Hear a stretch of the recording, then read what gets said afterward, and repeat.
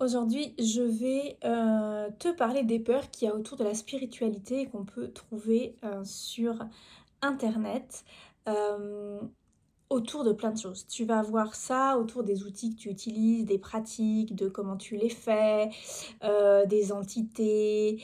Bon, bref, tu vas toujours trouver des gens qui vont cultiver ce chemin de la peur. Moi, c'est un chemin que j'ai décidé de ne pas prendre. Je peux connecter à des choses plus lourdes, plus difficiles, mais en tout cas, je crois qu'on œuvre depuis l'espace du cœur. J'ai plutôt envie de me connecter à la lumière, à l'amour, qu'à ces énergies-là. Du coup, ce que je te dis ici, ce n'est que ma vérité, mais elle peut t'aider en tout cas à te sentir plus légère, à enlever ses peurs, à arrêter de faire des rituels de protection non-stop, de reprendre vraiment ton pouvoir personnel parce que ça, c'est quelque chose qui est très important. Alors, j'avais déjà partagé une vidéo, donc je vais juste revenir rapidement ici parce qu'on m'avait partagé ça sur la peur d'utiliser la sauge. Une personne qui avait mis ça sur les réseaux qui disait: Ouh là là, ça peut être très dangereux de travailler avec la sauge, ça ouvre des portails, tu vas attirer plein de choses chez toi, c'est une plante chamanique. Attention, attention, utilise plutôt du romarin. Donc pour revenir rapidement là-dessus, effectivement, la sauge, c'est une plante qui est utilisée depuis la nuit des temps par les chamans. Donc elle a cette énergie d'aller nettoyer des entités un petit peu voilà, lourdes, des choses difficiles, etc. Donc c'est pour ça que c'est intéressant de travailler avec la sauge. Quand tu vas faire du soin énergétique, par exemple, ça va vraiment te permettre de faire un gros nettoyage et de t'accompagner pour, voilà, pour nettoyer des choses un peu, ouais, je préfère dire des énergies lourdes et des choses un peu comme ça. Alors que si tu utilises le romarin, c'est une plante qui va fonctionner pour purifier ton espace, pour mettre des bonnes vibrations, mais elle aura peut-être moins cette faculté à amplifier en tout cas ton énergie d'aller nettoyer ces énergies-là. Mais si tu ne mets pas l'intention d'ouvrir un portail et de faire venir des choses pas cool chez toi, a priori, il y a peu de chances quand même que ça arrive. Donc pour moi, tu n'as pas à avoir peur. En revanche, si tu as peur, surtout ne travaille pas avec, parce que là, tu vas vibrer la peur et tu vas attirer ça. Ok.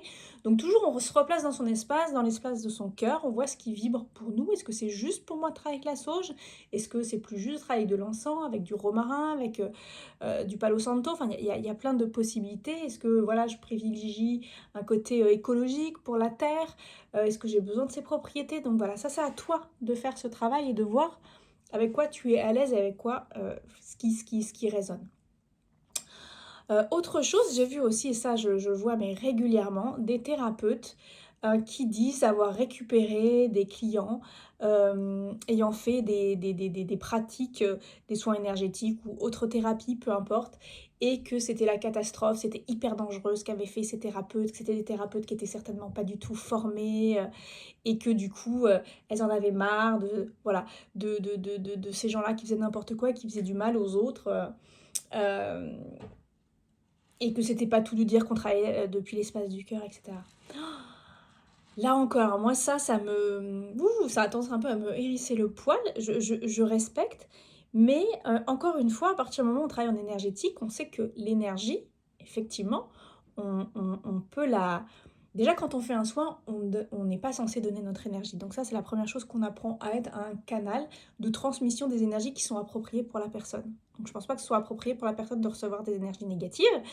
Donc on va lui transmettre les énergies du ciel et de la terre. Ça, effectivement, ça s'apprend à créer notre espace de soins quantiques, à s'ancrer, à être dans le moment présent, à faire des soins avec intention et attention, c'est très important.